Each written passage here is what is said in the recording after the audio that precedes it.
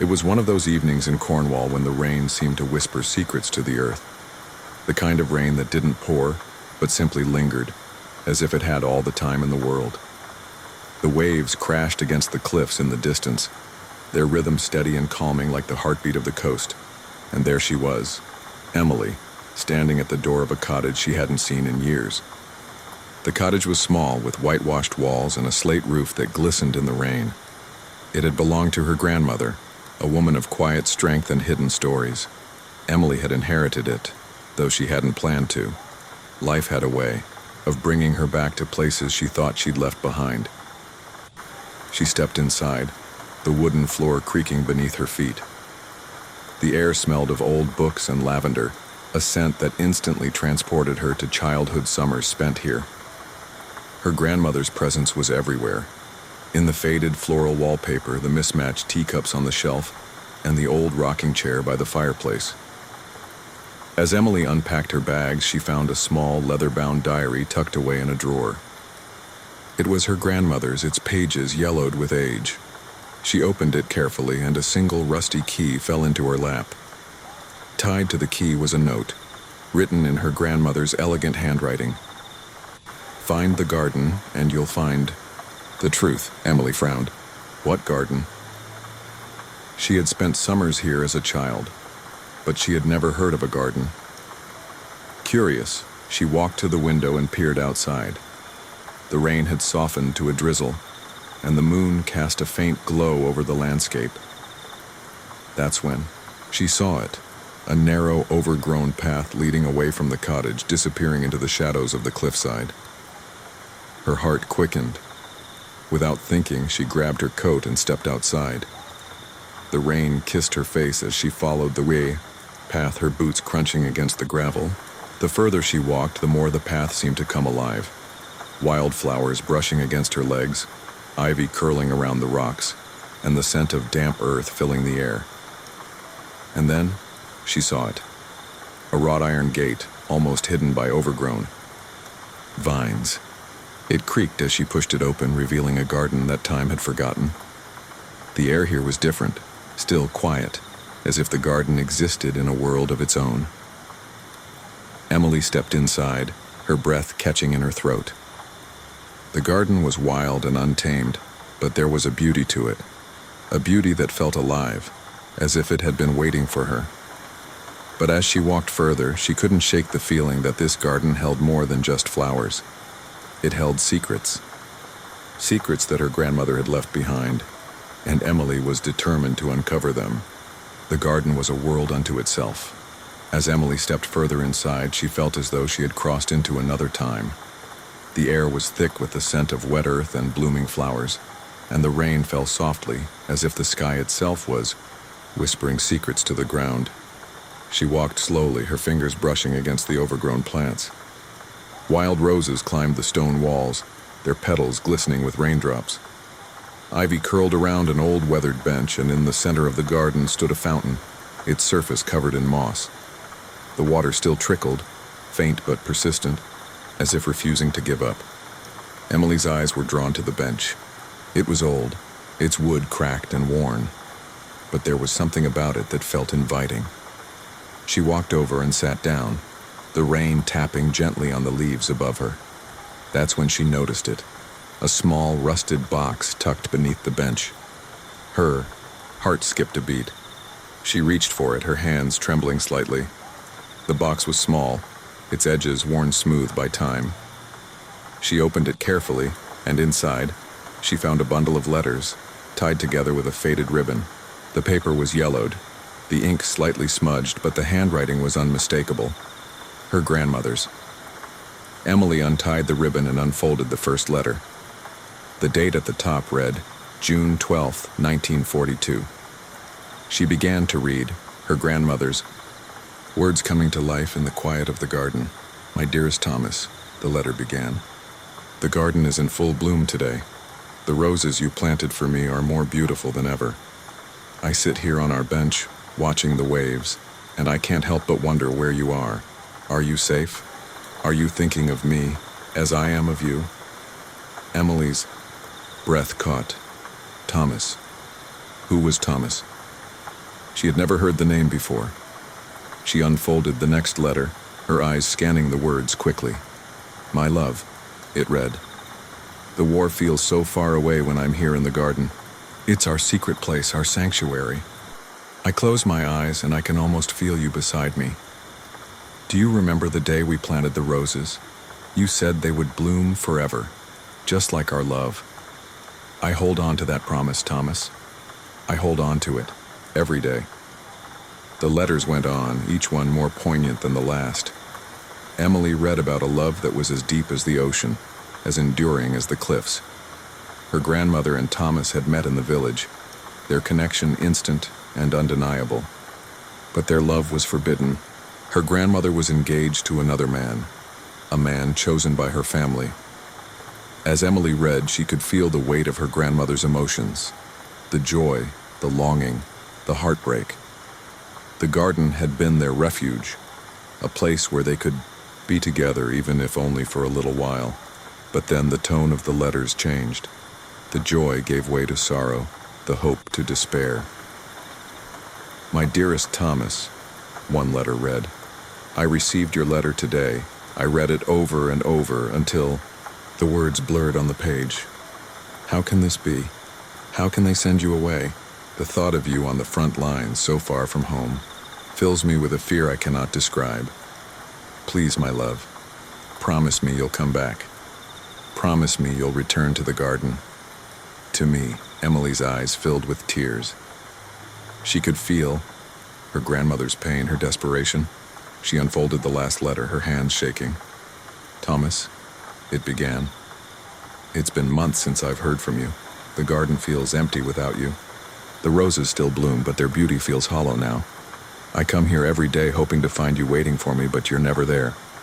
Where are you, my love? Are you still out there somewhere thinking of me? Or have you left me forever? The letter ended abruptly, as if her grandmother couldn't bring herself to write more. Emily sat there, the letters in her lap, the rain falling softly around her. She felt as though she had been transported back in time, as though she could see her grandmother sitting on this very bench, writing these words, her heart breaking with every stroke of the pen. But there was something else, a question that lingered in the air, unspoken but undeniable. What had happened to Thomas? Why had he never returned? Emily looked around the garden, her eyes scanning the overgrown plants, the moss-covered fountain, the wild roses. There had to be more.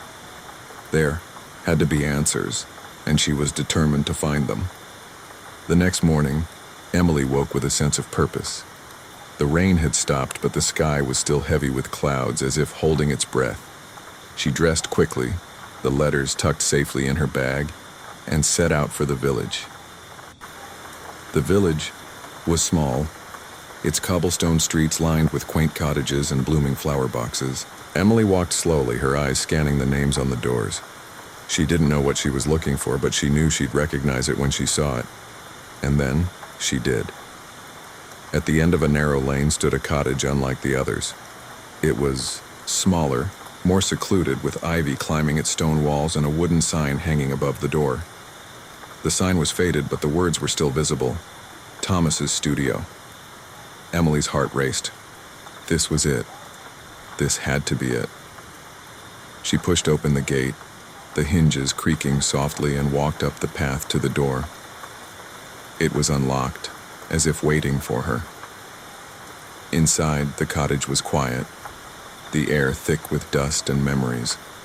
The walls were lined with paintings, dozens of them, each one more beautiful than the last. Emily stepped closer, her eyes widening as she realized what they were. The paintings were of her grandmother. There she was, sitting on the bench in the garden, her face tilted toward the sun. There she was, walking along the cliffs, her hair blowing in the wind. And there she was, standing by the fountain, her hand resting on the rose bush. Emily's breath caught. The paintings were exquisite, each one capturing her grandmother's beauty and spirit in a way that made her feel as though she were standing right there in that moment. But it wasn't just her grandmother in the paintings. In every one there was a man, Thomas. He was tall, with dark hair and kind eyes, and in every painting he was looking at her grandmother with a love so deep, so pure, it took Emily's breath away. She walked further into the cottage, her fingers brushing against the canvases.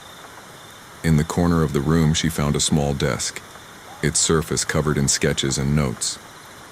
She picked up a sketch, her eyes scanning the words written beneath it.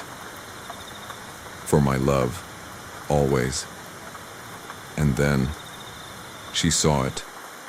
A small framed photograph on the desk. It was her grandmother and Thomas standing in the garden, their arms around each other, their faces glowing with happiness. Emily picked it up, her hands trembling. She had never seen her grandmother look like this, so free, so alive. It was as if the garden had been their world, a place where they could be themselves, away from the expectations and judgments of others. But as Emily looked closer, she noticed something else. In the background of the photograph, barely visible, was the rose bush, the same one that still stood in the garden today. Her heart ached. She had to know more. She had to find out what had happened to Thomas. As she turned to leave, she noticed an elderly woman standing in the doorway. She was small, with silver hair and kind eyes, and she was watching Emily with a knowing smile. "You must be Emily," the woman said softly. "I've been expecting you." Emily blinked, surprised. "How do you know my name?" The woman stepped inside, her eyes scanning the paintings. "I knew your grandmother, and I knew Thomas. They were unforgettable." Emily's heart raced. What happened to him? Why did he never come back? The woman sighed, her eyes filled with sadness. Thomas was a soldier. He was sent to the front lines during the war. He promised your grandmother he would return, but... She paused, her voice breaking. He never did. Emily felt a lump in her throat. He died? The woman nodded. Yes. But before he left, he planted a rose in the garden. A special rose just for her. He said it would bloom forever, just like their love.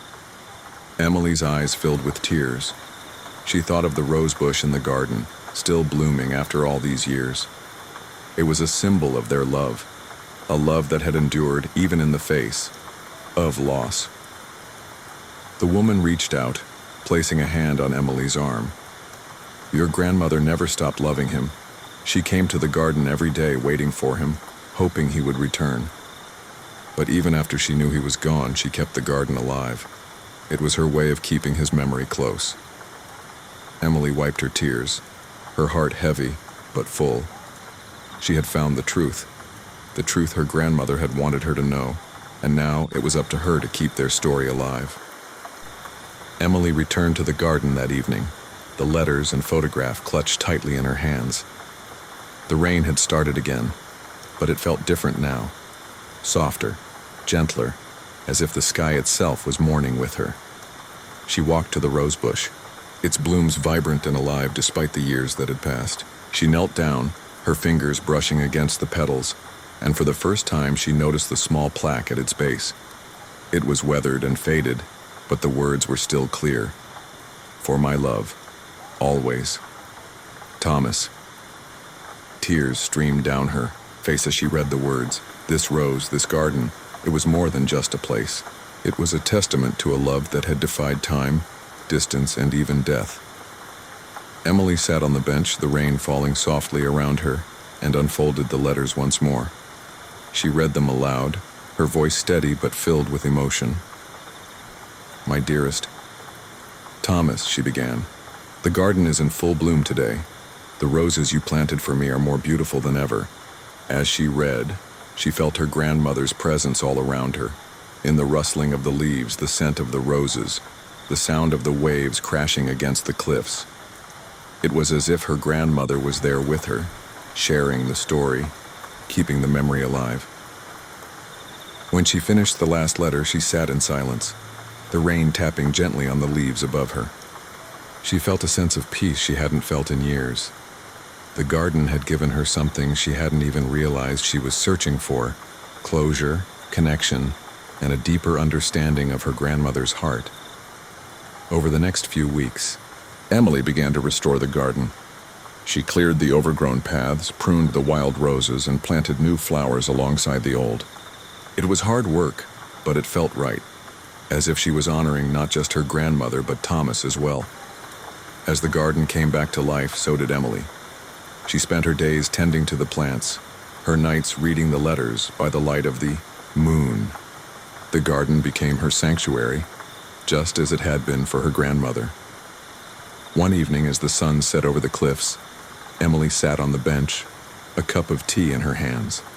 The garden was alive with color and sound, the hum of bees, the chirping of birds, the rustling of leaves in the breeze. She looked around, her heart full, and realized that the garden was no longer just a place. It was a story of love, loss, and resilience, and it was a story she would carry with her, always. As the rain began to fall once more, Emily closed her eyes, letting the sound of the waves and the scent of the roses wash over her. She felt a sense of peace, of belonging, that she hadn't felt in years. The garden had given her that, and as she sat there, surrounded by the beauty of the past and the promise of the future, she knew that her grandmother's story would live on, not just in the garden, but in her heart. The rain fell softly, the waves crashed in the distance, and the garden stood as a silent witness to a love that would never fade.